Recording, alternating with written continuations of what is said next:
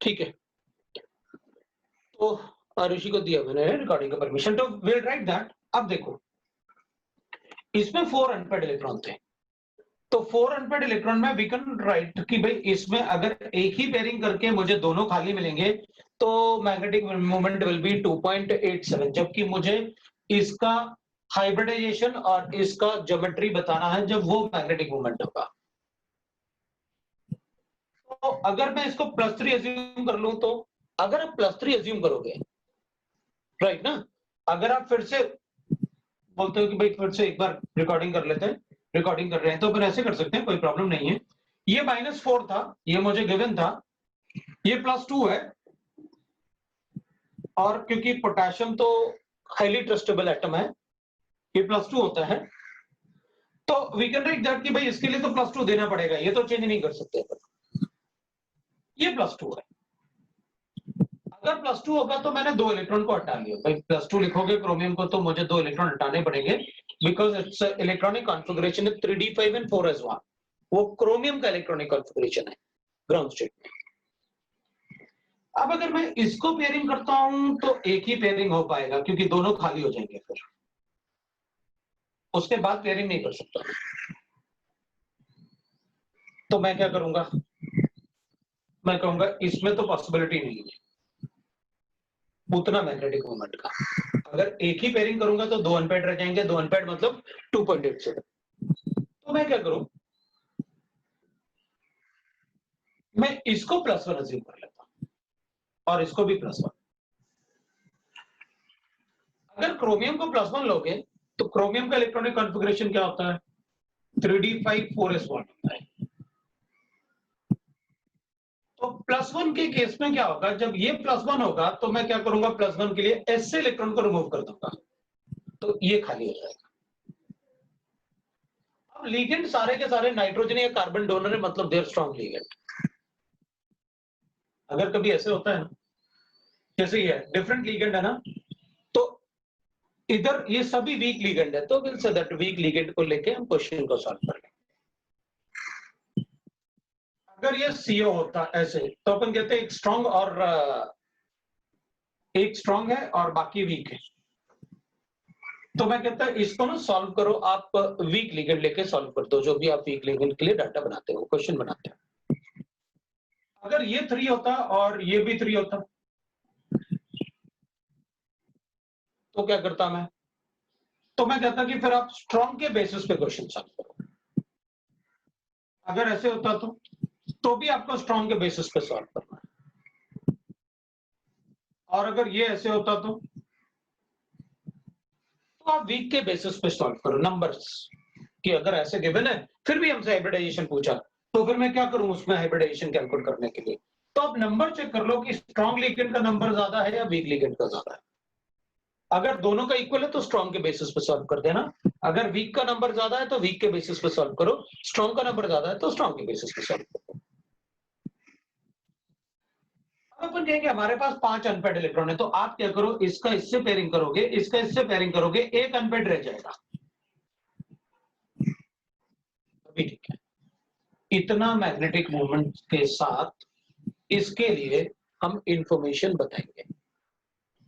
So we'll say that this is +1, this is +1। अगर ये +1 state में होगा when there is a strong ligands, तो ही इतना मैग्नेटिक मोमेंट हो सकता है, क्योंकि जब मैग्नेटिक मोमेंट गिवन होगा किसी भी कॉम्प्लेक्स के लिए, तो मैं लिगेंड को चेक नहीं करूंगा, मैं चेक करूंगा कि मैं उतना मैग्नेटिक मोमेंट बना के फिर सॉल्व करूं question.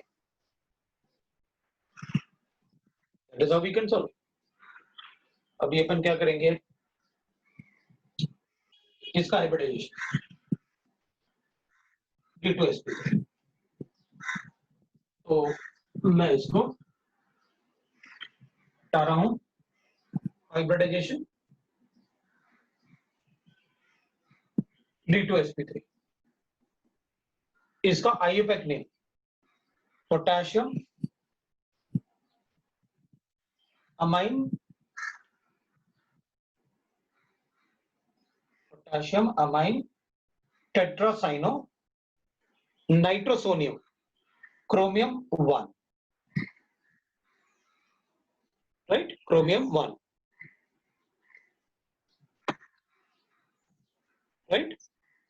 chromium 1. So we can write that this is IUPAC name, that will be amine. पहले मैंने पोटेशियम लिखा, फिर मैंने लिखा इसको अमाइन, डबल एम, टेट्रासाइनो, उसके बाद नाइट्रोसोनियम, अल्फाबेटिकल ऑर्डर है, नाइट्रोसोनियम, उसके बाद क्रोमियम, इधर पॉजिटिव, इस पे नेगेटिव चार्ज होगा, so chromate 1, oxidation status 1, that will be the IUPAC name. अब उसमें क्या क्या पूछा है, आई थिंक अगर आप ये चेक कर लोगे तो आपका क्वेश्चन सॉल्व हो जाएगा. उसमें how many unpaired electron are present in the central atom, एक होगा. पैरामैग्नेटिक और diamagnetic, obviously paramagnetic. Effective atomic number हम कैलकुलेट कर सकते हैं, 6 लिगेंड्स हैं, we are able to calculate. Chromium is 24, +1 oxidation state है तो -1, और number electron donated by ligands is 12. That is what we write. What will be the hybridization of the complex, वो बता दिया मैंने. दैट इज, अब बताओ कोई और डाउट. पार्ट 2 का E6.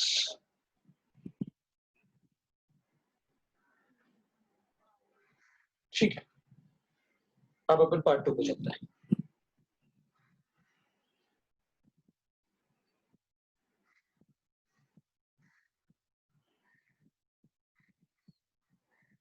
तो आप अच्छे से ध्यान रखो कैसे अपन को डिसाइड करना होता है इलेक्ट्रॉनिक कॉन्फ़िगरेशन, ठीक है ना. जैसे मैंने ये बताया तो आप उसको अच्छे से ध्यान रखो कैसे हमको बताना होता है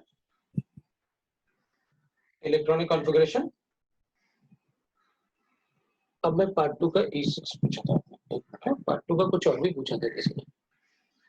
पार्ट 2 का C5 भी है. सर आप फिर से बता सकते हो कि +3 क्यों नहीं हो सकता. हाँ, तो +3 नहीं हो सकता ना. अभी +3 होगा तो ऐसे होगा. किसी ने ये भी पूछा था कि +3 क्यों नहीं हो सकता. +3 होगा तो ऐसे होगा, इसमें 3 अनपेयर्ड इलेक्ट्रॉन होंगे, तो +3 नहीं हो सकता, क्योंकि हमको कितना अनपेयर्ड इलेक्ट्रॉन चाहिए, एक ही चाहिए, और एक ही तभी पॉसिबल है जब मैं इसमें +1 ऑक्सीडेशन स्टेट लिखूं, और बाकी दोनों को पेयर करूंगा तो एक ही बचेगा. फिर पार्ट 2 का और कुछ भी था, वेट.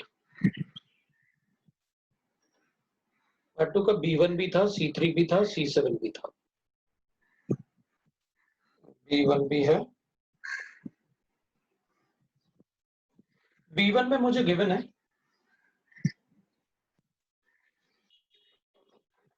एक के साथ करता हूं. B1 is a complex cation is formed by platinum in some oxidation state, ठीक है, with ligands in proper number so that the coordination number of the ligand is 6, ठीक है. Which of the following can be the correct IUPAC name, ठीक है. मतलब platinum बनाना है PtCl6, तो मुझे ये ना करेक्ट IUPAC नेम बताना है, ठीक है, हो जाएगा. अपन क्या करेंगे, डाइअमाइन इथाइलिन, तो डाइअमाइन क्या है, इथाइलिन डाइअमाइन, ठीक है. फिर उसके बाद अपन को गिवन है दैट इज इथाइलिन डाइअमाइन डाइथायोसाइनेटो. उसके बाद गिवन है S ना, तो इसलिए मैंने S पर लिखा minus, that is platinum 2 I. So platinum मतलब ये +2 रहा होगा, ऐसे गिवन है. तो अपन कहेंगे ठीक है भाई, इसमें डाइअमाइन EnSCN, तो अगर ये -2 है, ये सिर्फ -2 हो सकता है ना, ये दोनों तो 0 और 0 है, न्यूट्रल है, तो इस पर चार्ज कहां से आ सकता है. तो क्या प्लैटिनम पे कोई भी चार्ज नहीं था, तो रिमाइंडर 2 कैसे हो सकता है अगर ये +2 है. तो इसका X oxidation state +0 +0 -2 is equal to 2, तो X is equal to +4. Oxidation state 4 होना चाहिए, आपने तो इसमें 2 लिखा है, गलत है।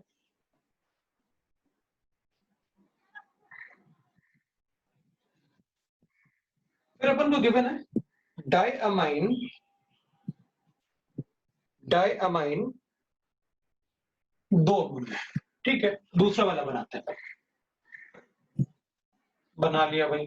प्लेटिनम है, डायअमाइन मतलब ये हो गया।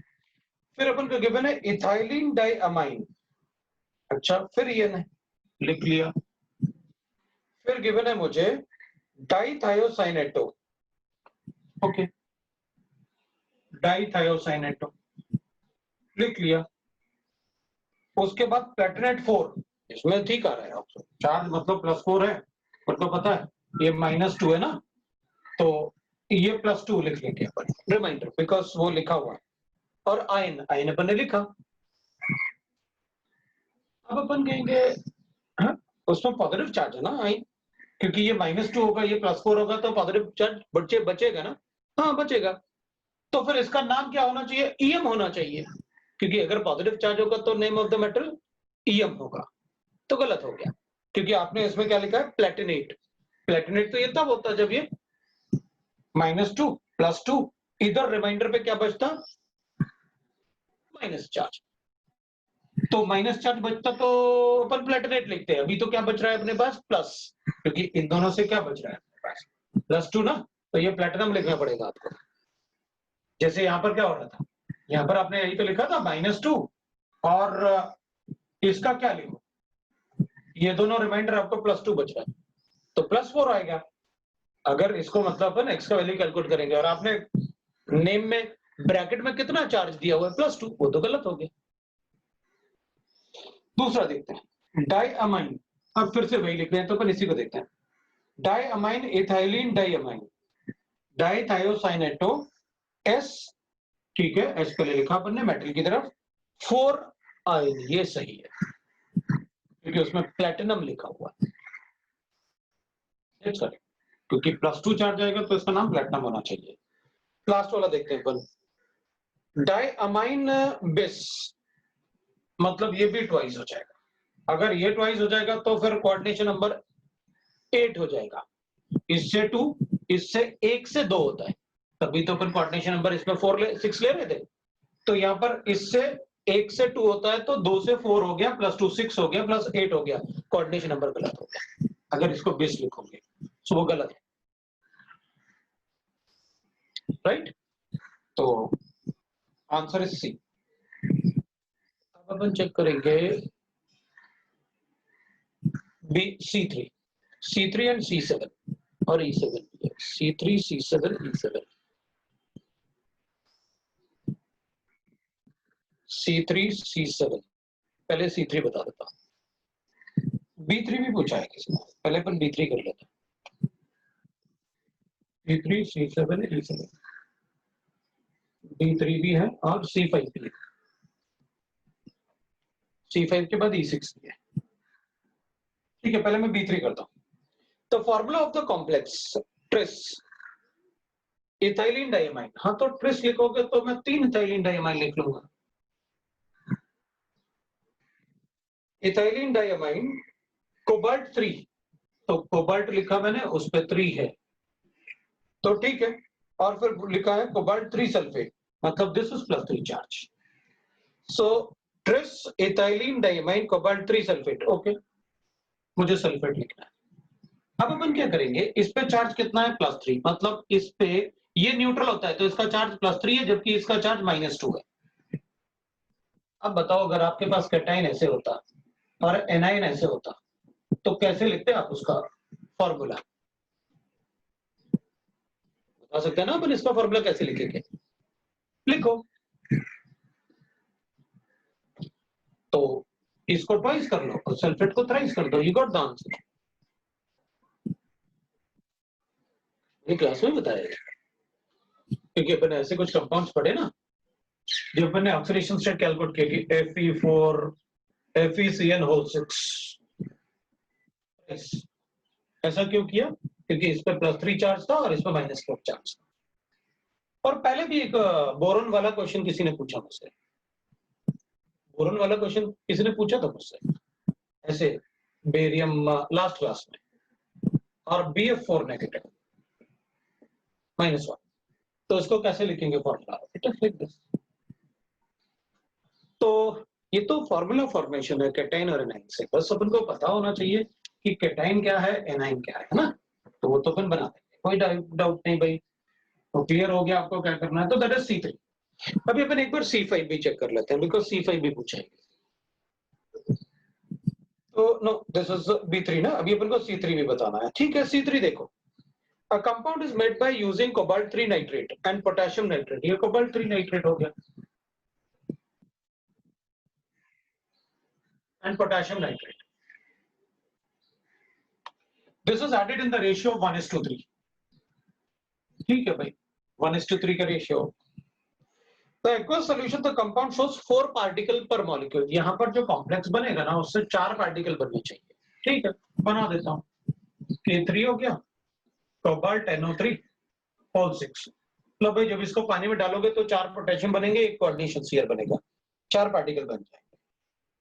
Whereas molar conductance reveals that there are 6 charges, हाँ तो ठीक है, 6 इलेक्ट्रिकल चार्जेस मतलब हो गया 3 तो पोटेशियम से हो गए प्लस 3 इससे आ जाएंगे, ये 6 इलेक्ट्रिकल चार्जेस हो गए।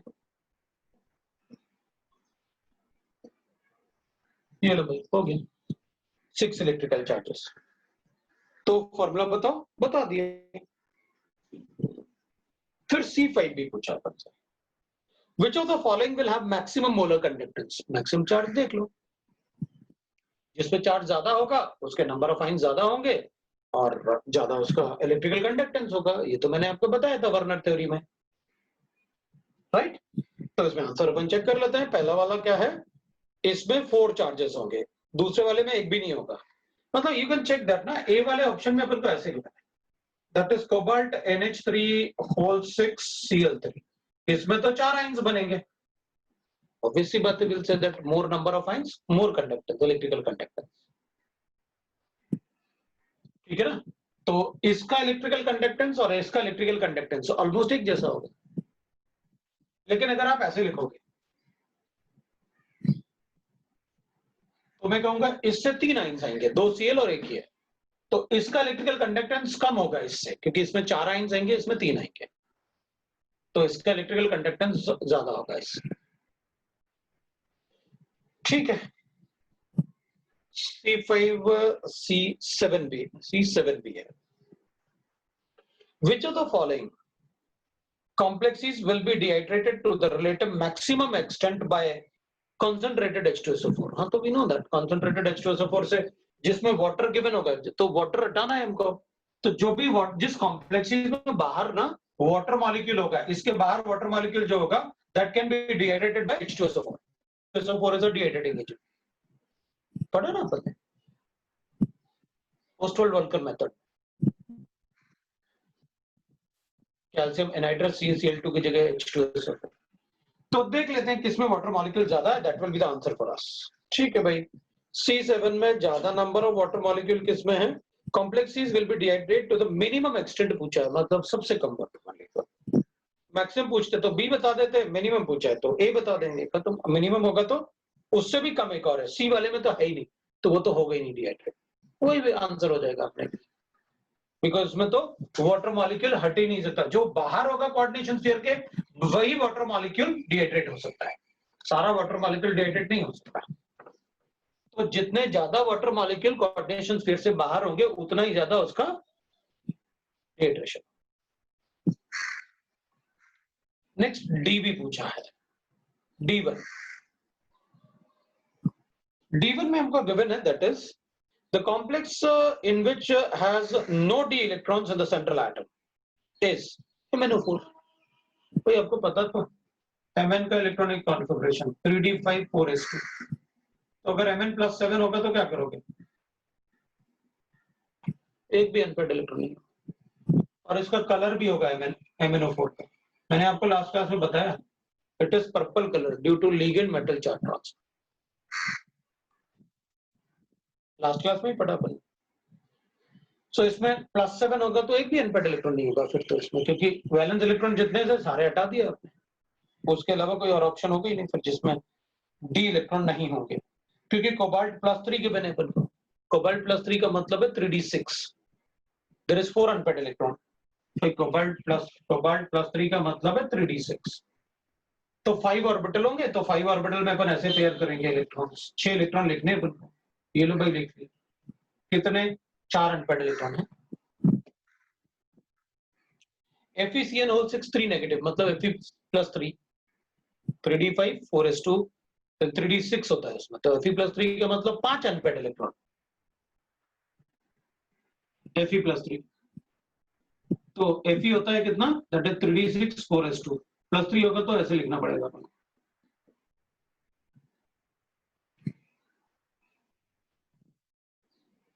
राइट। फिर क्रोमियम में +3 तो 3 अनपेयर्ड इलेक्ट्रॉन, तो सब में अनपेयर्ड इलेक्ट्रॉन थे, ये तो पढ़ा अपने क्लास में। फिर डी सर D2 के बी का एक्सप्लेनेशन समझाया नहीं, सॉरी D3, अच्छा D3 है D2 है तो D3 चलता है। D3 में अपन को गिवन है that is the magnitude of the crystal field, the magnitude of the crystal field stabilization energy in the tetrahedral complex is considerably less than that of octahedral complex। हाँ, तो उसके दो reason होते हैं, तो एक तो जो अपन टेट्राहेड्रल कॉम्प्लेक्स लेते हैं उसमें क्या होगा, विल से दैट, तो एक तो लिगेंड फील्ड छोटा हो जाता है, पहले 6 लिगेंड थे अब 4 लिगेंड, ऑक्टाहेड्रल के कंपैरिजन में टेट्राहेड्रल में लिगेंड कितने, इसमें लिगेंड 6 थे, इसमें ligand 4, there is only 4 ligand and so, instead of 6 ligand field, so only 2/3 of the tetrahedral complex, ठीक है, मतलब प्रॉब्लम नहीं है वाला, दूसरा वाला चेक कर लेते हैं। The direction of the ligand does not coincide with the direction of the direction of the orbital does not coincide with the direction of the, बिल्कुल, because octahedral में क्या होता है, ligand approach through the axis,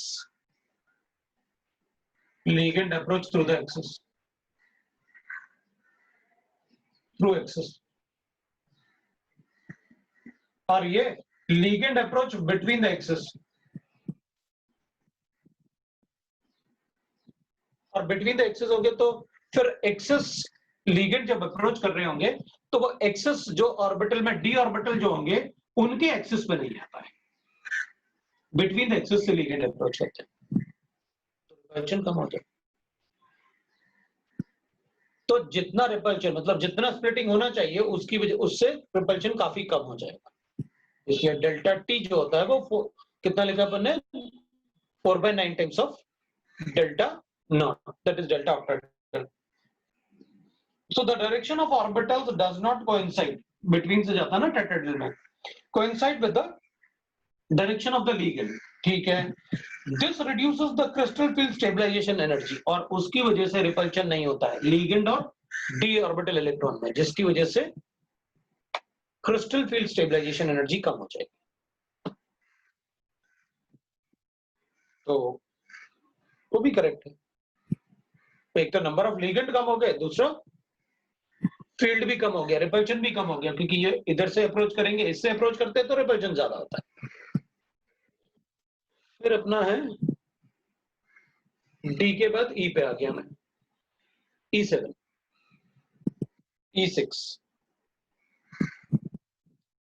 E6 में मुझे given है the number of unpaired electron in D6 low spin octahedral complex, तो अगर लो स्पिन ऑक्टाहेड्रल कॉम्प्लेक्स होगा तो number of unpaired electron, what is low spin alpha, low spin complexes, हाँ जी भाई, लो spin complexes मतलब जिसमें ऑक्टाहेड्रल है, Tg इलेक्ट्रॉन्स होंगे T2g इलेक्ट्रॉन्स होंगे, लो स्पिन कॉम्प्लेक्स का मतलब वो होता है जिनमें पेयरिंग होती है, लास्ट टाइम मैंने सेपरेटली बताया था after inner orbital complexes and outer orbital complexes, तो अच्छे से बताया था कि when we will say the low spin complex, जब पेयरिंग होगा, अगर मेरे पास 6 इलेक्ट्रॉन है और मुझे पेयरिंग करना है तो 1 2 3 4 5 और 6 ये इलेक्ट्रॉन होंगे, तो फिर यहाँ पर अनपेयर्ड इलेक्ट्रॉन कितना होगा, 0, अगर 6 की जगह 7 गिवन होता तो इधर एक अनपेड इलेक्ट्रॉन लिख लेते हैं, 5 गिवन होता तो इधर ऐसे लिख लेते हैं। तो अगर 6 इलेक्ट्रॉन है और लो स्पिन कॉम्प्लेक्स है तो ये सारे के सारे ऑर्बिटल जो आपके T2G ऑर्बिटल होंगे वो फिल्ड होंगे और ये दोनों खाली पड़े। 0 अनपेड इलेक्ट्रॉन्स। E6 था, E7 बताना है। हाई स्पिन कॉम्प्लेक्स का मतलब है जिसमें पेयरिंग ना हो। लो स्पिन कॉम्प्लेक्स का मतलब है जिसमें पेयरिंग होगी, हाई स्पिन कॉम्प्लेक्स का मतलब है जिसमें पेयरिंग ना हो। कर देता हूं, बता देता हूं क्या प्रॉब्लम।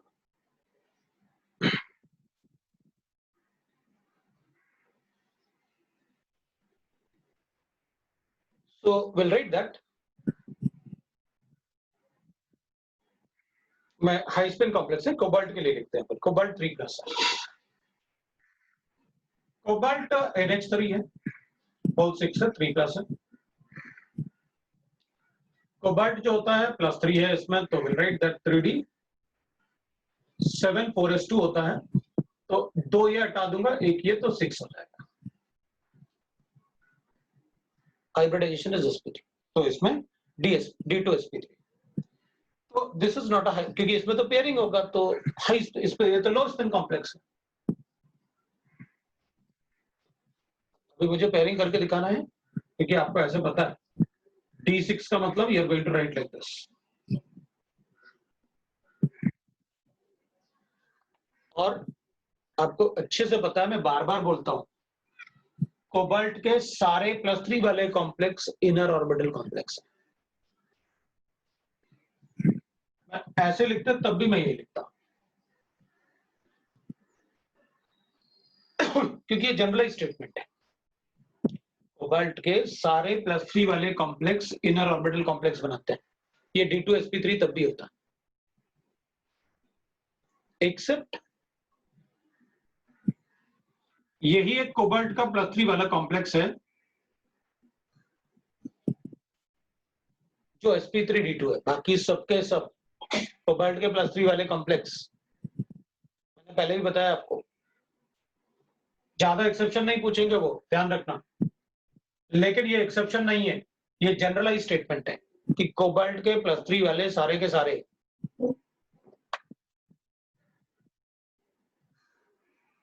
ठीक है D2sp3 बनाएंगे। तो इसमें तो पेयरिंग होगी, NH3 है तो पेयरिंग होगी, मतलब लो स्पिन कॉम्प्लेक्स। FeCN6, ठीक है भाई। अब FeCN6 है तो वैसे भी अपन बता ही देंगे भाई, पेयरिंग तो हो ही जाएगा, बताने की जरूरत नहीं है, ये भी लो स्पिन कॉम्प्लेक्स। क्योंकि आप Fe+3 लिखोगे और Fe+3 का मतलब है ये 3d6 4s2 होता है, और +3 का मतलब ये 5 हो जाएगा। पेयरिंग कर लेंगे, एक अनपेड इलेक्ट्रॉन बचेगा और D2sp3। अगर हमको बताना है तो लास्ट वाले में इट इज F ना, उसमें तो पेयरिंग नहीं होने वाला, और जिसमें पेयरिंग नहीं होगा वो हाई स्पिन कॉम्प्लेक्स, जिसमें पेयरिंग होगा उसमें लो spin complex. So answer you can say it is T. तो बाकी ऐसे आप सॉल्व कर सकते हो, इसमें जिसमें पेयरिंग हो रही है वो लो स्पिन कॉम्प्लेक्स है, जिसमें नहीं होगा वो हाई स्पिन कॉम्प्लेक्स।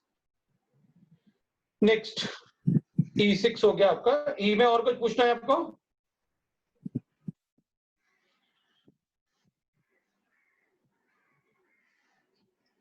आप सेक्शन F भी कर सकते हैं,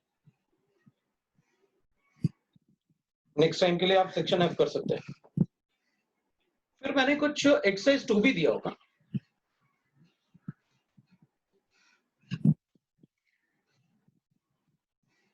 एक्सरसाइज 2 भी दिया होगा,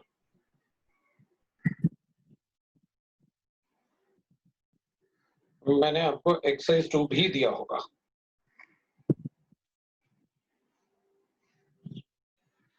तो नेक्स्ट टाइम के लिए homework is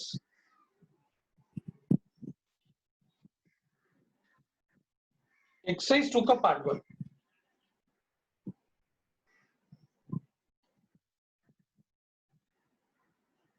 up to question number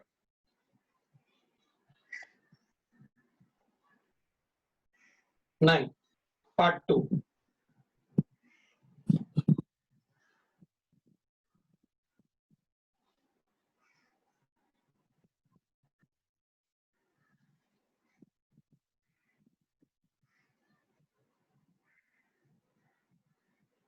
question number 7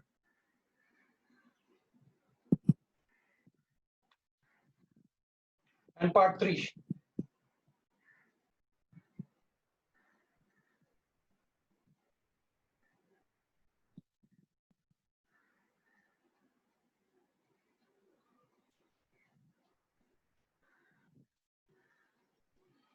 Up to question number 8. बस इतना था।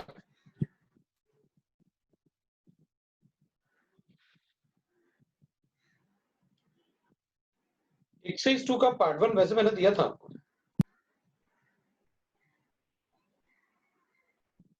एक्सरसाइज 2 का part 1 question number 4, question number 1 and 4 last time दिया था ना मैंने। 1 तो मैं बता ही देता हूं।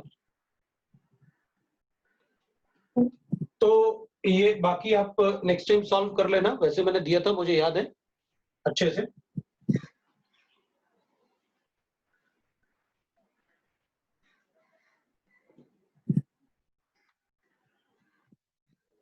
A complex anion is formed by osmium with ligands in some oxidation state with ligands। एक मिनट है, मैं की बात कर रहे थे। कोई डाउट है किसी को? हाँ बोलो सर। अनसर्टेनिटी इन वेवलेंथ कैसे कैलकुलेट करेंगे? अनसर्टेनिटी इन वेवलेंथ तो प्लस माइनस लैम्डा कैलकुलेट कर दो ना, बताया तो था डी ब्रॉगली। आप अगर नोट्स पढ़ोगे ना अपने 11th क्लास के, तो उसमें लिखा हुआ है ऐसे कि जो अनसर्टेनिटी इन, अपन ने लिखा ना ऐसे कि भाई मान लेते हैं कि यहां से यहां तक अनसर्टेनिटी ऑफ डेल्टा एक्स ले रहे, तो डेल्टा एक्स का वैल्यू मिनिमम वैल्यू किसका है ना, आप नोट्स देखोगे ना तो उसमें लिखा हुआ है जो इसकी मिनिमम वैल्यू है ना, that is equal two plus minus lambda, मतलब इसी को कैलकुलेट करते हो। उसमें ये वर्ड जरूर लिखा होगा, देखना, वरना अपन इसको कैलकुलेट करके बता देगा अनसर्टेनिटी इन द वेवलेंथ, क्योंकि अनसर्टेनिटी इन पोजीशन होगा ना in the shell of the electron. हाँ सर। तो अपन बात कर रहे थे क्वेश्चन नंबर 1 की बात करते हैं अपन, और 4 की बात। ठीक है भाई, चलो 1 की बात करते हैं अपन। 1 में लिखा था, हाँ ऑस्मियम था अपने पास, और in some oxidation state, osmium is the only metal जो कि +8 ऑक्सीडेशन स्टेट में होता है, अपन को पता है। With ligands in proper number of coordination, number of osmium become 6। ठीक है, वी नो दैट कि मतलब मैक्सिमम कोऑर्डिनेशन नंबर जो भी अपन से पूछेंगे उसमें 6 होगा, है ना भाई। अगर स्पेशली अपन से कुछ पूछ लिया जाए तो अपन बता देंगे कि भाई कौन सा मेटल आयन है जिसका कोऑर्डिनेशन नंबर 10 होगा, तो अपन चेक करेंगे कि कौन सा मेटल आयन सबसे अच्छा लुईस एसिड बिहेव करेगा, उसका कोऑर्डिनेशन नंबर इंक्रीज हो सकता है। अब अपन लिखेंगे इसमें विच of the following can be the IUPAC name. ठीक है भाई, तो अपन लिखेंगे पेंटा, पहले अपन लिखते हैं इसमें कि भाई पेंटा क्लोराइडो। ठीक है भाई, तो अपन लिखेंगे ऑस्मियम पेंटा क्लोराइडो, लिख दिया। अब नाइट्राइडो, ठीक है भाई, मतलब नाइट्राइड लिखना है आपको, ये लो नाइट्राइड हो गया -3 चार्ज। फिर उसके बाद क्या लिखा अपन ने, दैट इज 6। तो विच of the following can be it's correct IUPAC name. ठीक है भाई, अपन लिख लेंगे इसमें। तो अपन क्या करेंगे, इसमें ये कोऑर्डिनेशन नंबर अपन को दे रखा है, तो अपन को ये पता है ये नाइट्राइडो है, इससे -6 -5 चार्ज है, और इससे -3 चार्ज है ना। और अपन को आईयूपैक नेमिंग में इस पर +6 चार्ज है, तो फिर रिमाइंडर लिखो, लिखना पड़ेगा ना रिमाइंडर अपन को। और रिमाइंडर लिखूंगा तो आपको क्या लिखना पड़ेगा उसमें, ऑस्मीट, और लिखा क्या है ऑस्मियम, गलत हो गया है ना। अब ध्यान दो, मतलब ऐसे चीजों पे ना जैसे अपन लिखते हैं तो और आप मतलब इसको ध्यान दो कि भाई आप कैसे कैलकुलेट कर रहे हैं। ठीक है, चलो दूसरा देखते हैं। पेंटाक्लोराइडो, अच्छा फिर से वही बोल रहे हैं, पेंटाक्लोराइडो लो लिख लिया, इसमें भी ऑस्मियम था है। और फिर नाइट्राइडो, अच्छा ऐसे तो जरूर ये नाइट्राइडो हो गया, नाइट्राइड मतलब -3, ठीक है, और ये मतलब -5। फिर ये बोल रहे हैं कि ऑस्मेट 6, हाँ ये चलेगा क्योंकि आप इसको +6 बोल रहे हो और इसमें -2 है, तो इट इज ऑस्मेट, दैट्स करेक्ट। तो फिर अपन सी वाला चेक कर लेते हैं एक बार कि भाई सी क्यों गलत है, तो सी की बात करते हैं। सी में अपन लिखेंगे एजाइडो, ठीक है, और मेटल क्या है, फिर ऑस्मेट है, तो अपन ऑस्मेट लिखते हैं। एजाइडो का मतलब हो गया N3, ये -1 होता है। मैंने सारे आपको बताए लिगेंड्स। एजाइडो, पेंटाक्लोराइडो, लो भाई पेंटाक्लोराइड। फिर उसके बाद ऑस्मेट, तो अपन कहेंगे देखो भाई उसमें आपने ये ऑक्सीडेशन स्टेट मुझे +6 दे रखा है, ये -1 है, ये -5 है, तो फिर इस पे तो चार्ज 0 होगा, और 0 होगा तो मुझे ऑस्मियम लिखना पड़ेगा, और आपने क्या लिखा उसमें, ऑस्मेट लिखा। हो गया अपने पास, किसी को डाउट नहीं ना? अब बताओ। सर वो नाम के आगे आयन लिखेंगे ना? हाँ लिखेंगे ना, लिखेंगे ना, इसके आगे आयन, इसके आगे अपन -2 है तो अपन आयन लिख सकते हैं इसमें, ये नाम के आगे ये -2 है और ये आयन है, तो अपन लिखेंगे भाई इसमें आयन हो जाएगा, इसमें ये हो जाएगा। हाँ ठीक है, तो आयन्स में अच्छा नन ऑफ दीज भी गिवन है अपन को, तो भाई इसमें penta chlorido osmate 6, none of these answer होगा, 4 आंसर होगा इसमें।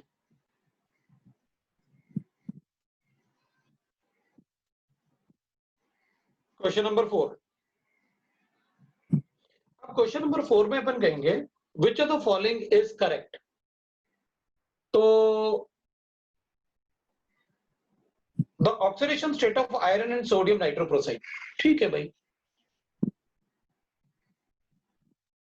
फर्स्ट का आंसर बी ही दिया है, वो बता रहा है फर्स्ट का आंसर बी दिया है सर, बी दिया है तो ठीक नहीं होगा, क्योंकि आयन लिखना तो कंपलसरी होगा। अगर ऑस्मेट है तो उसमें एक और पार्ट अपन लिख सकते हैं, रुको मुझे एक बार क्वेश्चन पढ़ने दो, क्योंकि मैं थोड़ा सा क्वेश्चन हो सकता है मैं पढ़ा नहीं मैंने।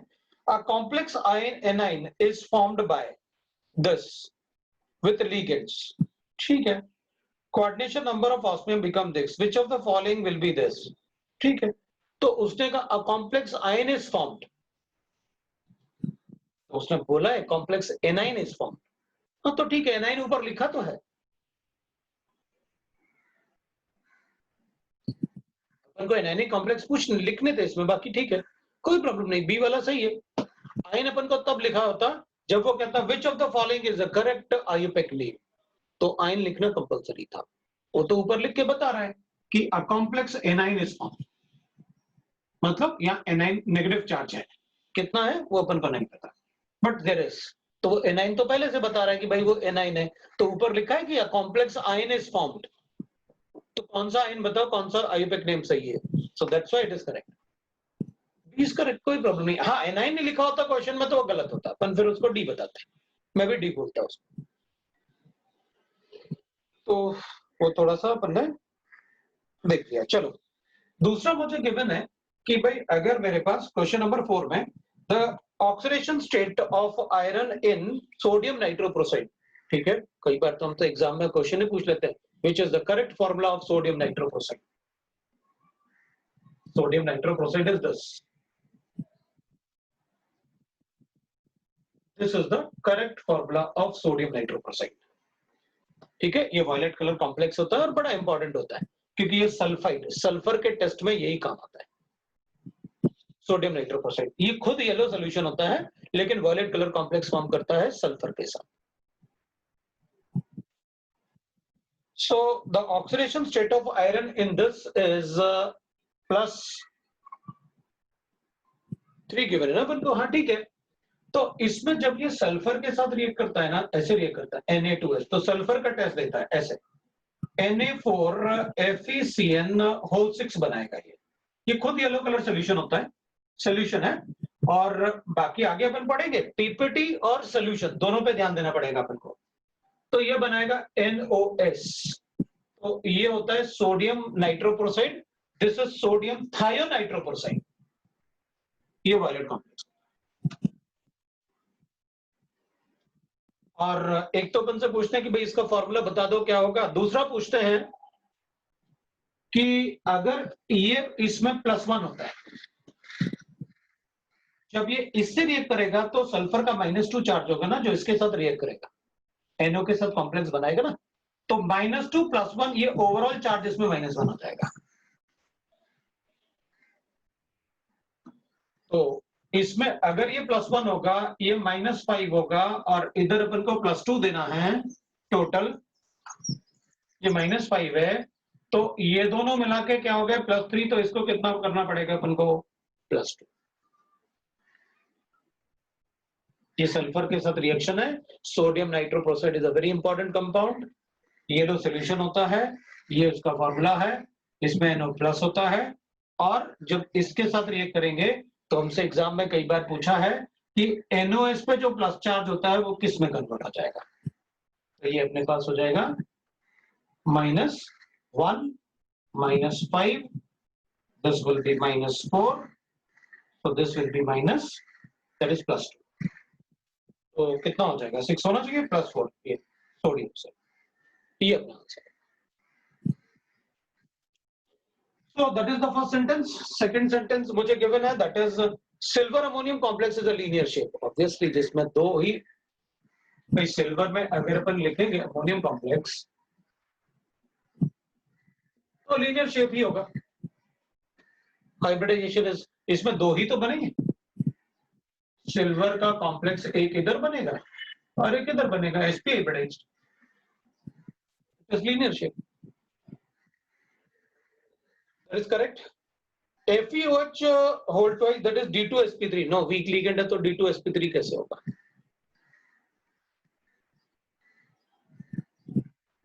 NiCO whole 4, oxidation state is 1, no it will be 0 because CO is neutral ligand।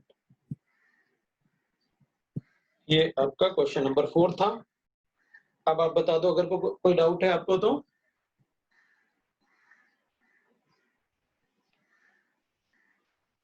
कोई डाउट होगा तो आप बता सकते हैं,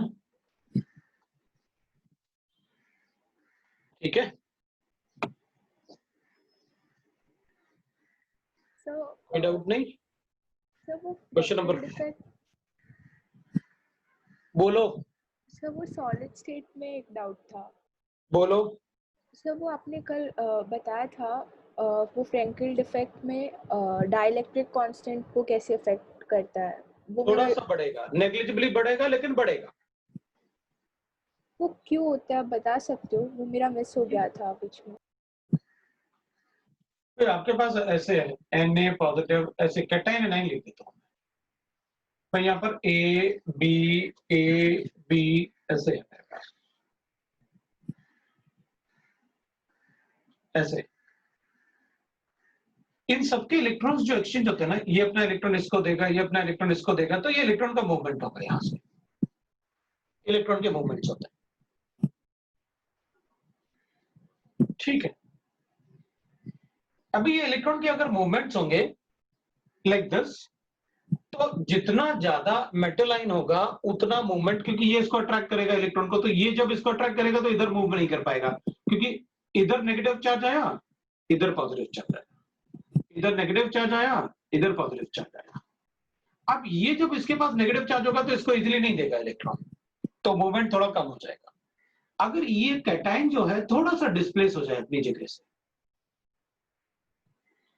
तो फिर इलेक्ट्रॉन का मूवमेंट क्या हो जाएगा, बढ़ जाएगा, फोर्स जनरेट होने की वजह से, क्योंकि फिर ये हट गया ना अपने पोजीशन से, तो मूवमेंट ऑफ इलेक्ट्रॉन बढ़ जाएगा फिर, क्योंकि फिर ये जो फ्री इलेक्ट्रॉन जैसे होंगे ना, फिर ये तो हट गया यहां से, तो यहां पर जो इलेक्ट्रॉन होगा वो इलेक्ट्रॉन क्या होगा, ज्यादा मूव कर पाएगा इजीली।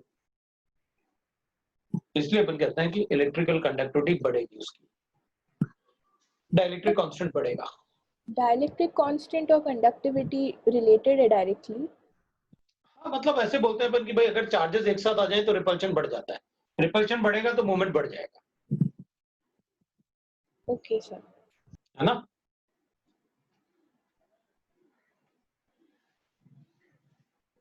कभी कभी अपन सॉल्वेशन को भी डाइलेक्ट्रिक कांस्टेंट बोलते हैं कि वाटर का सॉल्वेशन इसलिए अच्छा है क्योंकि वो उसका डाइलेक्ट्रिक कांस्टेंट ज्यादा है। अब उसको कैसे अपन प्रूव करते हैं, तो अपन कहते हैं कि भाई अगर कोई कैटायन है तो उसको वाटर अच्छा सॉल्वेट कर सकता है, शील्ड कर सकता है, तो वाटर का डाइलेक्ट्रिक कांस्टेंट ज्यादा है, तो वो सॉल्वेंट के फॉर्म में भी बोलते हैं अपन। अब उसको सॉल्वेंट के फॉर्म में किसी और दिन समझाऊंगा, लेकिन अभी हमें सॉलिड पे ध्यान देते हैं। क्वेश्चन नंबर 5 भी पूछा है मुझसे किसी ने, चलो क्वेश्चन नंबर 5 की बात करते हैं। मेरे पास एक कॉम्प्लेक्स गिवन है A4Zn Cn होल 4 और इसको ना O2 whole twice given is oxidised into this. मैं इसको ऑक्सीडाइज करता हूं into what K2Zn Cn whole 4 O2 whole twice into this. Then which of the following is correct? पहले तो मैं ये सोचूंगा कि चलो मेटल को ऑक्सीडाइज करते हैं। ये -4 है, ये +4 है। तो जिंक इसके अलावा कुछ हो नहीं सकता क्योंकि जिंक का कोई और ऑक्सीडेशन स्टेट होता ही नहीं। ठीक है, तो ये -2 होगा। मेरे पास ये +2 है, जिंक का इसके अलावा कुछ नहीं होता, इसलिए मैं कुछ बोल नहीं सकता जिंक के बारे में। इसका -4 है, तो फिर ये क्या?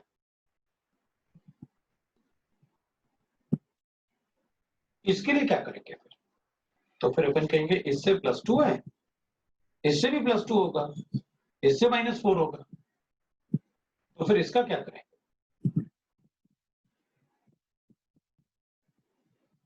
जीरो। तो अगर ये 0 होगा तो इलेक्ट्रॉन का लॉस्ट हुआ क्या? -2 से 0, it is a loss of electron, it's oxidation process. ठीक है, तो according to molecular orbital theory O2 negative है ना, O2 -2 bond order is equal to 1 और O2 bond order is equal to 2, ये पैरामैग्नेटिक होता है।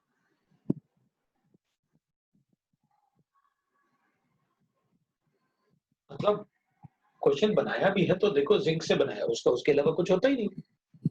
कोबाल्ट होता +2 में, तो अपन कहते हैं कोबाल्ट +3 में कन्वर्ट करवा देते हैं। ऑक्सीडाइज करवाना है ना तो मेटल आयन को करवाते हैं, लेकिन जिंक का तो +2 के अलावा कुछ होता नहीं, तो हमें चेक करना पड़ेगा फिर कि भाई और जो लिगेंड्स हैं उनका कोई तो चेंज नहीं होगा, इलेक्ट्रॉनिक उसका ऑक्सीडेशन स्टेट तो चेंज नहीं होगा, और ऑक्सीजन जैसे हो मॉलिक्यूलर फॉर्म में अगर कोई है तो हम मॉलिक्यूलर ऑर्बिटल थ्योरी से बता सकते हैं कि इसमें 2 अनपेयर्ड इलेक्ट्रॉन होते हैं, इसमें एक भी अनपेयर्ड इलेक्ट्रॉन नहीं होता, इसका bond order 1।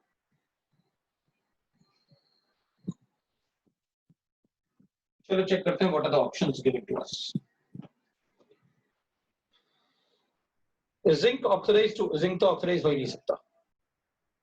Paramagnetic character decreases, no it increases क्योंकि 2 अनपेयर्ड इलेक्ट्रॉन आते हैं। Oxygen bond length increases, no it decreases क्योंकि ये ऑक्सीजन ऑक्सीजन सिंगल बॉन्ड था, bond order decreases. Paramagnetic moment increases, yes 2.87 होता है।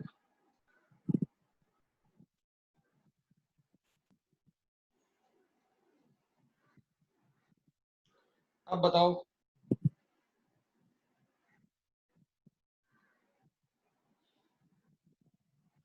हो गया? चलो मैंने होमवर्क दिया था आपको, अब ORN डिस्कस करना है क्या?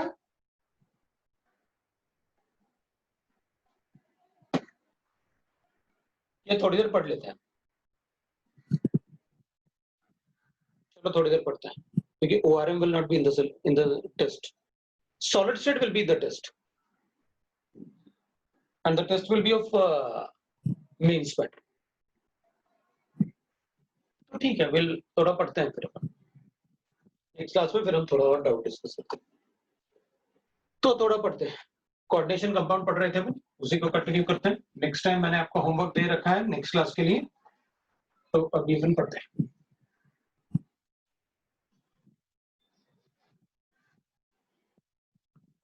तो लास्ट टाइम हम पढ़ रहे थे कोऑर्डिनेशन कंपाउंड में,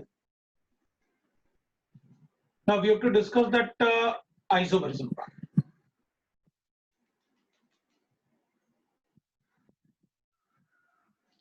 Isomerism and coordination compounds. Isomerism word का मतलब अपन सबको पता है, same molecular formula different structure like that है। दो टाइप से आइसोमेरिज्म होता है, स्ट्रक्चरल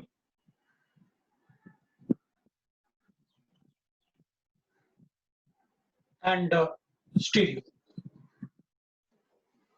दोनों में डिफरेंस आपको पता है, मुझे बताने की जरूरत नहीं है। What is the difference between the structural isomerism and the stereo isomerism? Structural isomerism मुझे डेफिनेशन दोनों नहीं बतानी। ये एक आयनाइजेशन आइसोमेरिज्म होता है, एक हाइड्रेटेड आइसोमेरिज्म होता है, एक लिंकेज आइसोमेरिज्म होता है। Then we can write that coordination isomerism. फिर और भी आइसोमेरिज्म्स होते हैं, but they are not the part of syllabus. अपन को उसको लिखने की जरूरत है, अपन को पढ़ने की जरूरत नहीं है। Like ligand isomerisms, coordination isomerism, like that. Coordination हमने ऑलरेडी लिखा हुआ है। पॉलीमराइजेशन आइसोमेरिज्म, तो लिगेंड एंड पॉलीमराइजेशन आइसोमेरिज्म, ये सब कभी क्वेश्चन पूछे भी नहीं है और शायद अपन पढ़ेंगे भी नहीं। इफ रिक्वायर्ड तो एक आध एग्जांपल देख लेंगे। This is we already know that geometrical isomerism and optical isomerism, दोनों ही आपको अच्छे से आते हैं, इसलिए मुझे आपको इनके मीनिंग बताने की बिल्कुल जरूरत नहीं। आप तो डायरेक्टली बताओ हम ज्योमेट्रिकल आइसोमेरिज्म कॉम्प्लेक्सेस में कैसे बताएंगे। हमको पता है what you mean by geometrical isomerism अच्छे से सब। Optical you know that. ये वाले पार्ट थोड़ा सा टर्म्स हमको नया लग रहा है, तो इसको तो हमें डिस्कस करना ही पड़ेगा। Ionisation, hydrated, linkage, coordination, like that. तो this is isomerism what we have to study in the coordination compound. अपन शुरू करते हैं स्ट्रक्चरल आइसोमेरिज्म से। तो मैं स्ट्रक्चरल आइसोमेरिज्म आपको बताता हूं।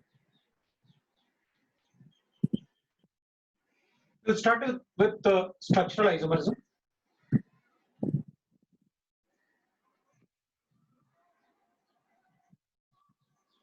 Structural isomerism.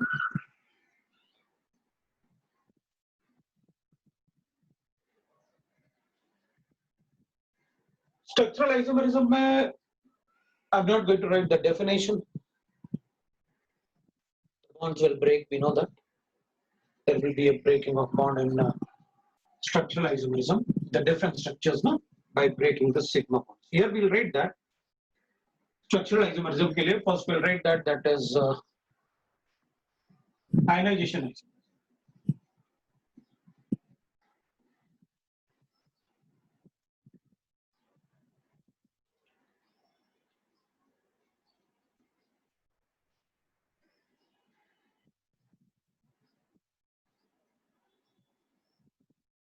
सॉलिड स्टेट का एनसीईआरटी मुझे पूरा कंप्लीट चाहिए होमवर्क। ये आपका होमवर्क के लिए भी होगा, सॉलिड स्टेट का एनसीईआरटी वो सॉल्व कर लेना।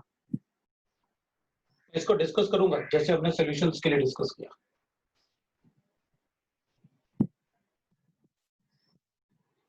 सॉल्यूशंस का एनसीईआरटी डिस्कस किया था अपन ने क्लास में ना? नहीं सर। नहीं किया? अरे ये तो तुम लोगों को बताना चाहिए था। इट्स नॉट मतलब गुड। सॉल्यूशन का एनसीईआरटी अपन को डिस्कस करना है, राइट ना? तो पहले सॉल्यूशन डिस्कस कर लेंगे, फिर सॉलिड स्टेट डिस्कस करेंगे। NCERT is compulsory. ठीक है, अभी तो हम ये कंटिन्यू कर लेते हैं, फिर अपन नेक्स्ट टाइम डिसाइड कर लेंगे किसी एक दिन अपन सॉल्यूशन भी डिस्कस करेंगे और वो भी डिस्कस कर लेंगे solid state. Ionisation isomerism means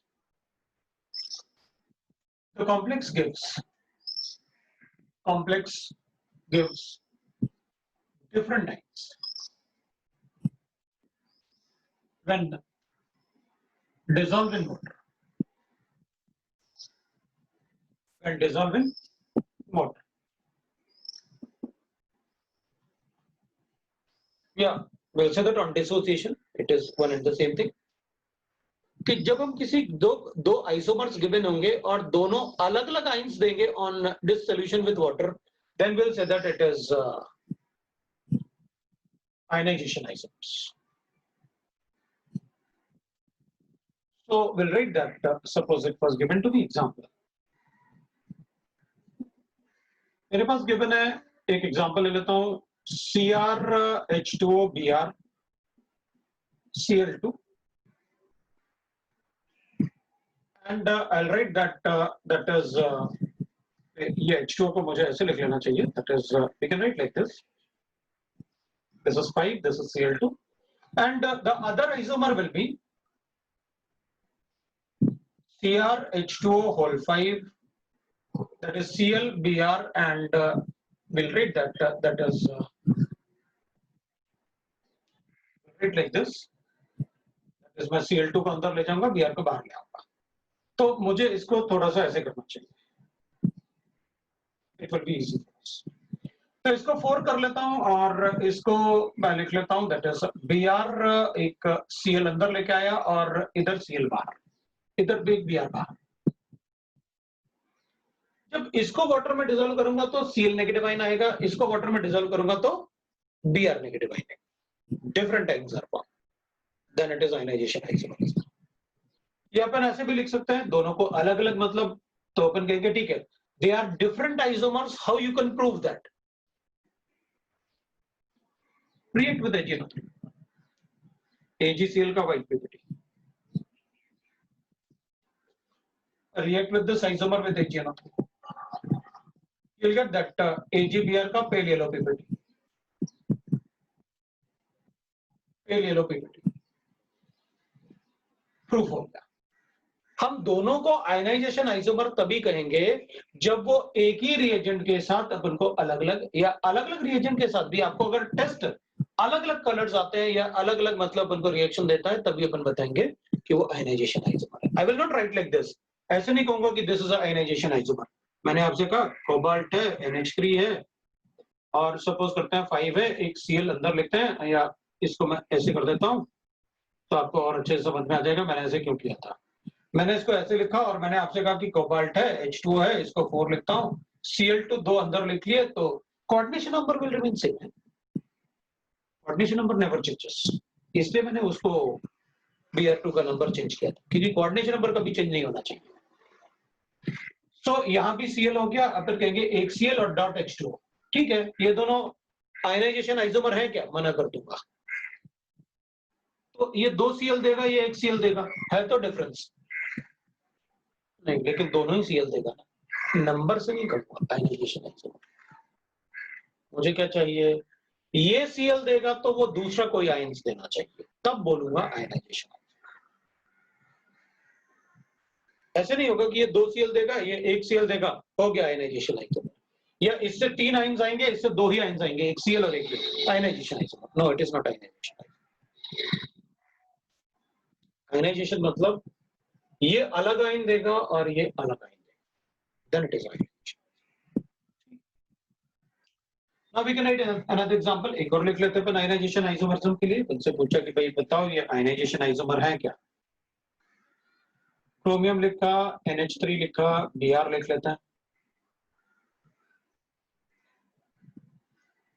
अब बाहर में सल्फेट लिखते हैं। अभी मैं इसको ऐसे Cr लिखा, NH3 लिखा, होल 5 लिखा, अंदर में सल्फेट लिख देता हूं और बाहर में Br लिख देता हूं, ठीक है। इसको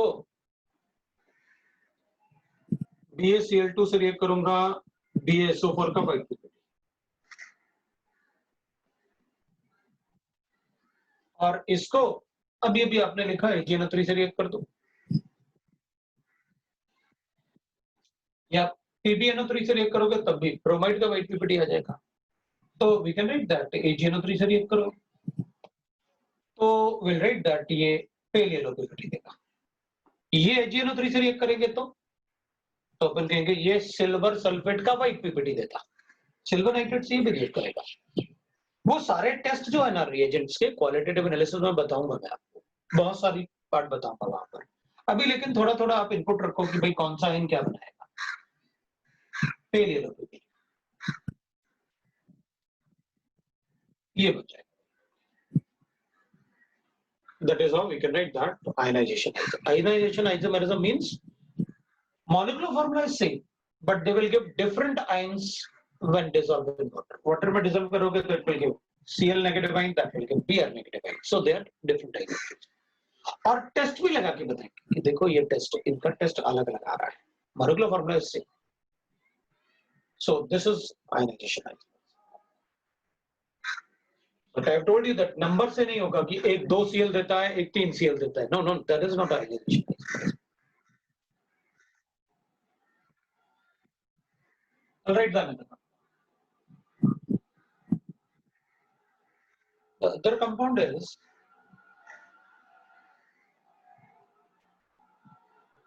ionization isomer. Other we have to write is hydrated isomer. अब ना we'll say that कि जो आप लिख रहे हो hydrated मतलब you are talking about water molecule. So it must be related to the water molecule. So I will write that in this case, मैं इसको हटा देता हूँ, इसको ऐसे लिखते हैं. So we can write like this, ऐसे लिखते हैं. The exchange of water molecule. The exchange of water molecule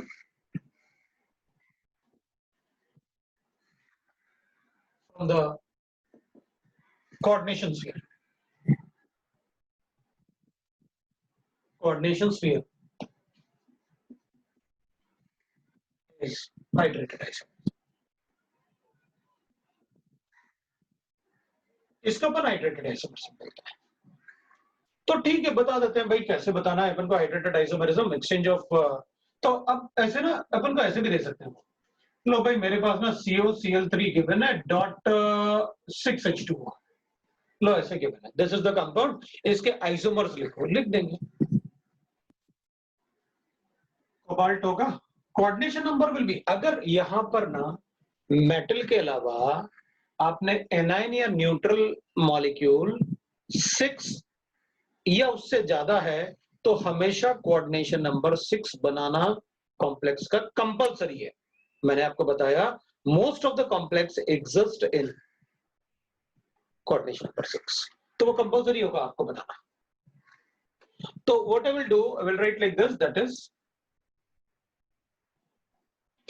COH2O whole 6 Cl3. ये एक आइसोमर हो जाएगा. COH2O whole 6, राइट ना. एग्जांपल 1 लिख लेते हैं अपन. COH2O whole 5, एक Cl को अंदर रखते हैं, एक 2 Cl बाहर और एक H2O. Exchange of water molecule from the coordination sphere, it is a hydrated isomer. दोनों. ये भी लिख सकता हूं मैं COH2O whole 6 की जगह मैं क्या लिखूं इसको 4 Cl2 and then I will write that Cl dot 2H2O लिख सकता हूं. और COH2O whole 3 Cl3. तो इधर it will be 3H2O.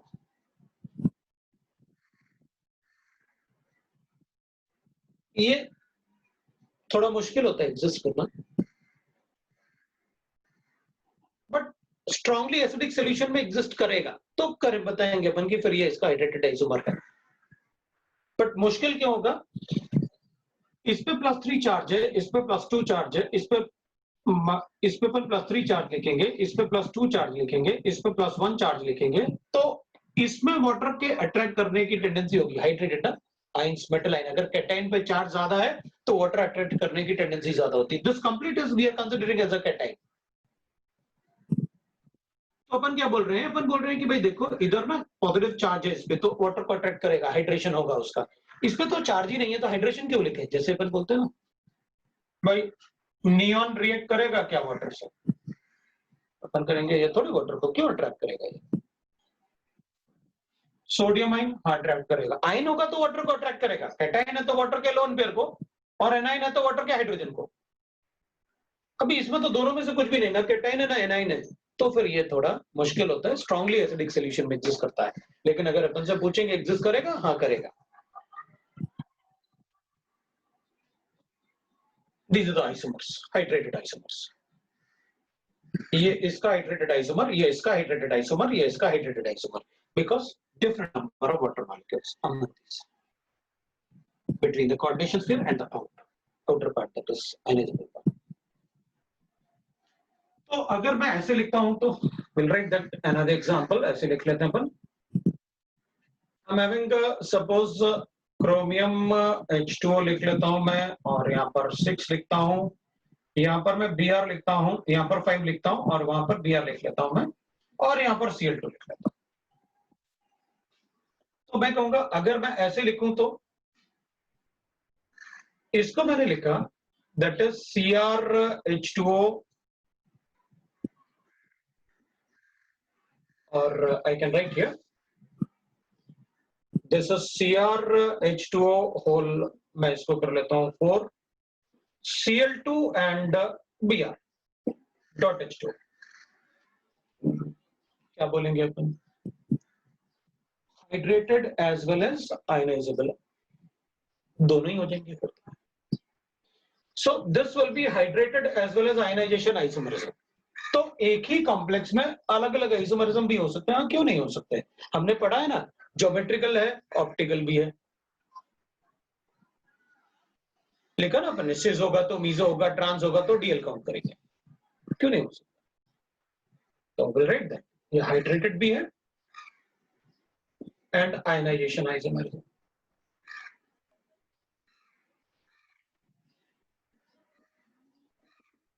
ये दोनों ही होगा. आइसोमेरिज्म इज अ फिनोमेना, मतलब किसी भी दो को कंपेयर करते हैं. अच्छे से पता है आपको डेफिनेशन. आइसोमेरिज्म क्या होता है, आइसोमर क्या होता है, दोनों डेफिनेशन आपको पता है. Isomerism is a phenomena. Isomers are different isotopic name compounds. It will have different type. So you got it. What is hydrated? What is ionization isomerism? We have to just check the exchange of water molecule. ये given है तो ये बना सकते हैं. It is isomerism, ionization. That is hydrated isomerism, और ये ionization भी दिखा. Both. Next we can write as linkage isomerism.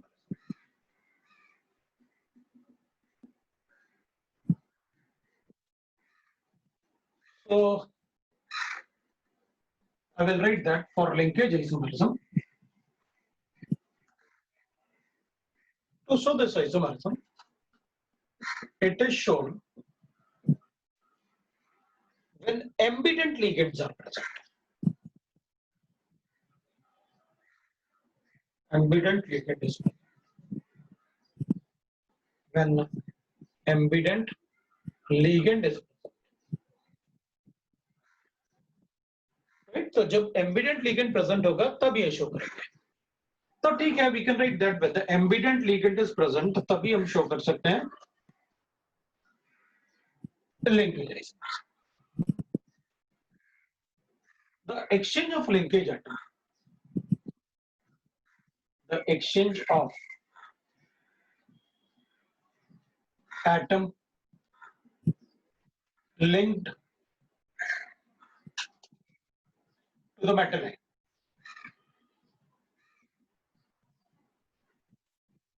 Linked to the metal line is linkage. So we'll say that, okay, we'll write the example. अगर मैं इसको ऐसे लिखता हूँ, I got NiCN, that is CO, yeah, CN ले लेते हैं, CN whole 4 2 negative. So isomer will be like this. NC whole 4 2 negative. These are isomers. इसका नाम लिखूंगा तो टेट्रासाइनो.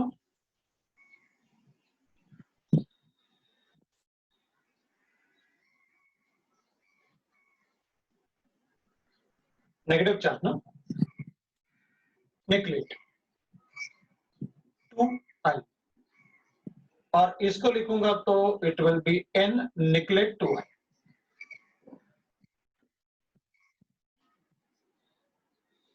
ये भी टेट्रासाइनो, और we can write isocyano also, but अभी जैसे आई टोल्ड यू दैट कि वो एटम लिंकेज एटम बताते हैं, जो मेटल के पास लिखा होगा वही लिंकेज मेटल है, ambident ligand.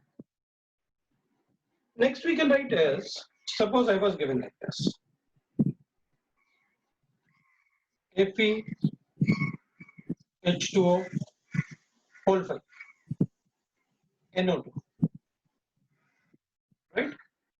And we'll write that here it is suppose Cl2. तो मैं इसको ऐसे भी कर सकता हूं, and FeH2O, right ना, whole 5 ONO. अभी पहले nitrogen is a linkage ligand, now it is oxygen, so this will be the linkage isomers. These two are linkage isomers.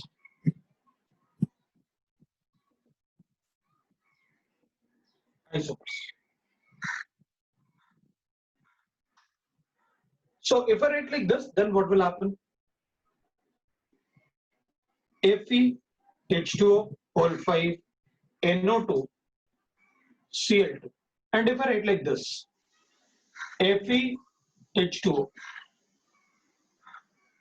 whole 4 ONO Cl. Right? If I write like this, then in that case we can say that Cl dot H2O.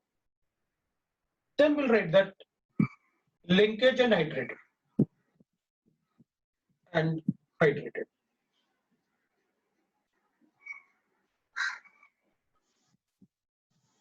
Right? So we can write that linkage as well as hydrated. And if I write like this, FeH2O whole, we can write that that is 4 NO2 and Br. We'll write Cl. तो मैं इसको ऐसे भी बोल सकता हूँ, FeH2O whole 4, we can write ONO Cl and Br. Then linkage as well as ionization. Linkage and ionization. मैं ऐसे कुछ भी बना सकता हूँ, उसमें लिंकेज भी होगा, उसमें आयनाइजेशन भी होगा, उसमें हाइड्रेशन भी होगा.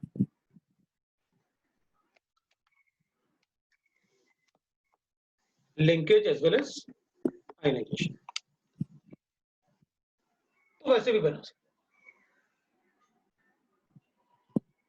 ठीक है, वी गॉट एन आइडिया. बाद में फिर अपन चेक कर सकते हैं और एग्जांपल. तो हमें ये पता चल गया कि हमें कैसे बताना है linkage isomerism. Now the ambident ligands are known to us. आपको एम्बिडेंट लिगेंड पता है क्या होता है? एम्बिडेंट लिगेंड,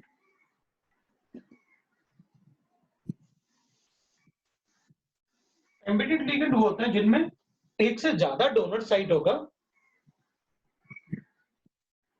थर्ड वाला ये वाला ना, somebody is asking कि भाई थर्ड वाला आप एक बार बता दो, कोई प्रॉब्लम नहीं.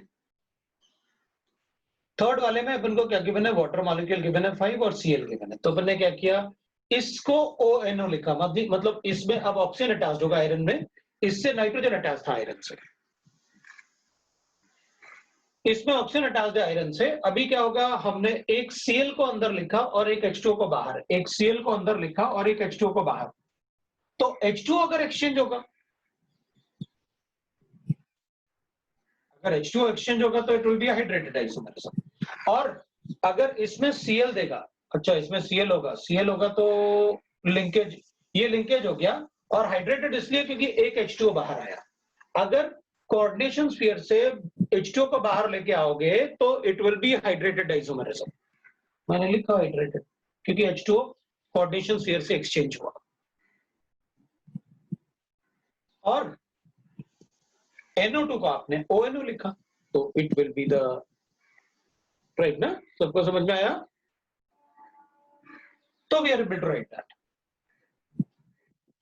अब अपन लिख सकते हैं,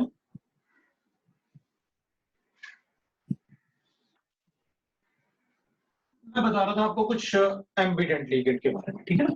ambient ligand, so we can write that ambident ligand जो होते हैं, वैसे तो हमने लिखा हुआ है अच्छे से, Ambident ligand are those which has more than one donor site, but from different atoms. More than one donor site, but from different atoms. उनको अपन ambident ligand बोलते हैं. अभी इन सब का IUPAC नेमिंग अपन को आता है लिखना, because that is also very important. आपको IUPAC नेम लिखना आना बहुत जरूरी है. तो जैसे मैंने CN लिखा और दिस इज साइनो. आप सिर्फ साइनो लिखोगे तब भी चलेगा अगर ये गिवन है, लेकिन अगर आप NC लिखोगे तो आपको साइनो एन लिखना जरूरी है. आप इसको ऐसे भी लिख सकते हैं.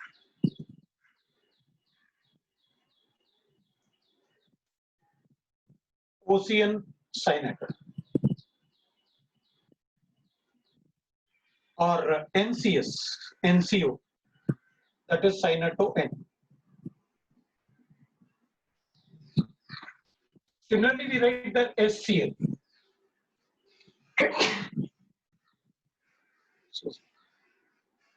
Thiocyanate. But इसमें S लिखना जरूरी है. NCS thiocyanate. N. Ambient ligand तो ये भी होगा.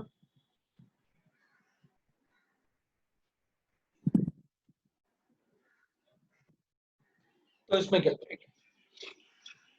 तो अपन कहेंगे ये एम्बिडेंट लिगेंड तो है, लेकिन ये बाइडेंटेट है. और बाइडेंटेट होगा तो किसी एक से तो डोनेट कर नहीं सकता, दोनों से ही डोनेट करेगा ना साइमल्टेनियसली, अलग अलग टाइप के एटम्स. तो इसमें ऐसा कुछ नहीं है ना कि इसको N लिखे या O लिखे. मेटल लाइन है, ये डोनेट करेगा, ये डोनेट करेगा, 5 मेंबर रिंग बन गया. तो इसमें ये सब क्यों? क्योंकि वो सब मोनोडेंटेट थे. ये सब जो होते हैं ना, ये मोनोडेंटेट में लिखा जाता है, जैसे ऐसे अपने पास.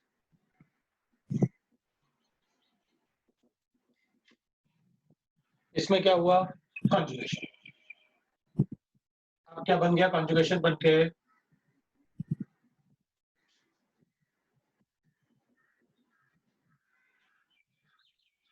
मोनोडेंटेट में ये सब आता है, बाइडेंटेट में क्यों?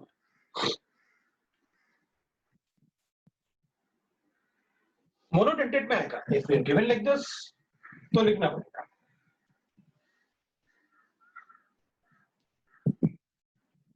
जैसे मोनोडेंटेट लिखे तीनों में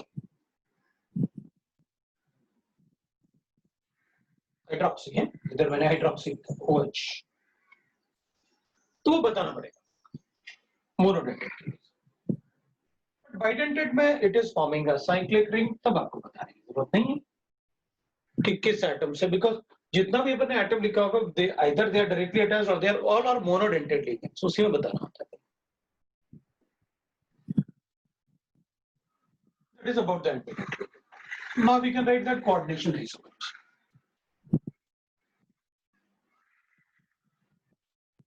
Coordination isomerism में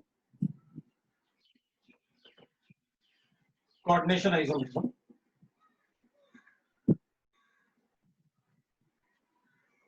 also called as salt isomerism, also called as salt isomerism.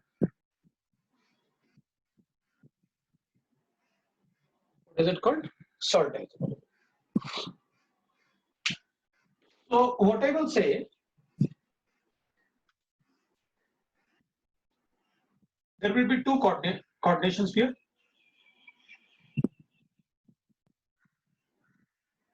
Coordinations here.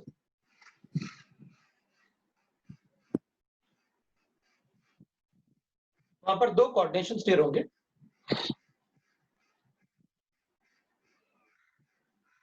And exchange of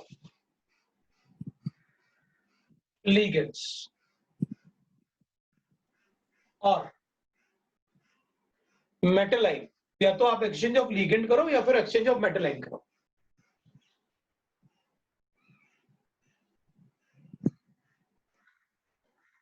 among the coordination sphere. Among the coordination sphere is called coordination. So when there is more than one sphere, coordination sphere, उस type के IUPAC naming हमने पढ़े हुए हैं. Example 1 CrNH3 whole 6 and I'll write that COCl6. इनके IUPAC name भी पढ़े हुए हैं. कैसे? जब ऐसे कोऑर्डिनेशन स्फीयर गिवन होता है ना, तो IUPAC नेम हमने लिखा हुआ है. कैसे पढ़ना है? पहले अपन आइसोमर्स बना लेते हैं, फिर अपन IUPAC नेम की बात करेंगे. CrNH3 whole 5 Cl COCl5NH3. मैंने लिगेंड को एक्सचेंज किया. CrNH3 या फिर ऐसे भी लिख सकते हैं अपन Cl2 COCl4NH3 ट्वाइस. मैंने दो लिगेंड्स को एक्सचेंज किया. CrNH3 whole thrice Cl3 COCl3 and that will be NH3 whole thrice CrNH3 twice Cl2 COCl2 and NH3 whole 4.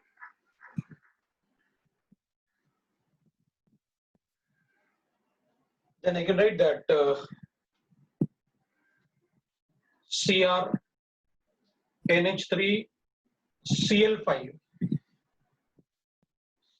that is CO.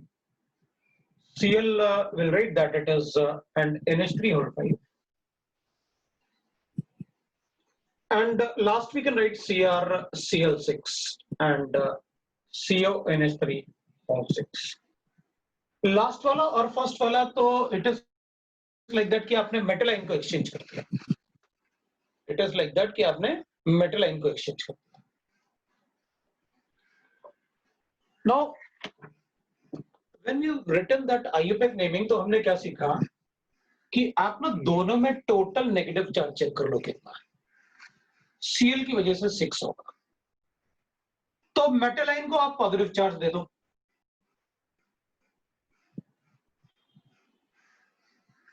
Equally अगर ऑड नंबर आता है तो भी मैंने आपको बताया कि फिर आपको क्या करना है. ऑड नंबर आएगा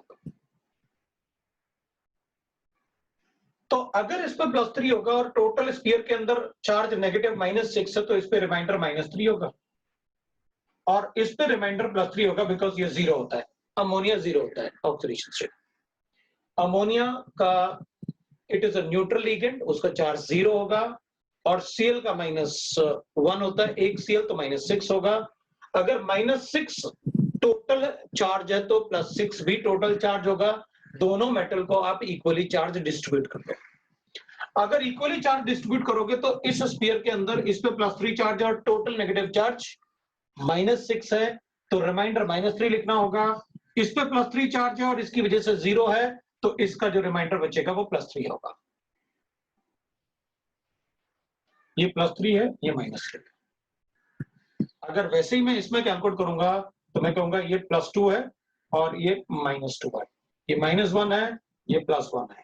ये 0 है, ये 0 है. इधर मैं -1 लिखूंगा, इधर +1 लिखूंगा. इधर मैं +2 दैट इज -2 लिखूंगा और उधर +2 लिखूंगा. और इधर मैं +1 लिखूंगा, इधर मैं -3 लिखूंगा और इधर +3 लिखूंगा.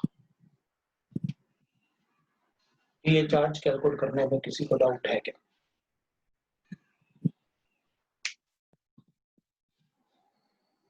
नहीं. ठीक है, तो इस टाइप से हम आइसोमर्स लिख सकते हैं. कितने आइसोमर्स हो गए? तो अपन कहेंगे कितने हो गए टोटल? 1 2 3 4 5 6 आइसोमर्स हो गए. तो ये आपस में टोटल नंबर ऑफ आइसोमर्स कितने हो गए? 6. 1 2 3 4 5 6 और 7. तो अपन बताएंगे कितने? 6 आइसोमर्स बताएंगे, इसको नहीं बताऊंगा। व्हाट इज सो, आपने क्या लिखा पहले, इसको क्या बोल सकते हो आप, सॉल्ट आइसोमरिज्म। सॉल्ट में एक केटाइन होता है, एक एनाइन होता है, एक केटाइन होता है, एक एनाइन होता है। इसमें ना तो केटाइन है ना एनाइन, जैसे सॉल्ट आइसोमरिज्म। तो हम कोऑर्डिनेशन आइसोमर्स उन्हीं को अज्यूम करेंगे जो सॉल्ट जैसे होंगे। कोऑर्डिनेशन आइसोमर्स हम उन्हीं को अज्यूम करेंगे जो सॉल्ट के जैसे होंगे। राइट, ठीक है। अभी जब हम आईयूपैक नेम लिखेंगे तो पहले इसका नाम लिखोगे, फिर इसका नाम लिखोगे, पहले ये फिर ये, इसमें पहले ये फिर ये, क्योंकि पहले अपन को कैटायनिक पार्ट लिखना होता है, फिर एनायनिक पार्ट। तो पहले वो लिखा जाएगा जो कैटायनिक पार्ट होगा, और फिर बाद में वो लिखा जाएगा जो एनायनिक पार्ट होगा। तो अगर ऐसा बना के अपन को आईयूपैक नेम, डबल स्फीयर में अगर कोई आईयूपैक नेम पूछेगा तो आप उस बात का ध्यान रखना कि पहले कैटायनिक पार्ट लिखना है, फिर anionic part. This is about the coordination isomerism. तो आज अपन इतना ही पढ़ते हैं, नेक्स्ट क्लास में फिर अपन आगे इसको कंटिन्यू करेंगे।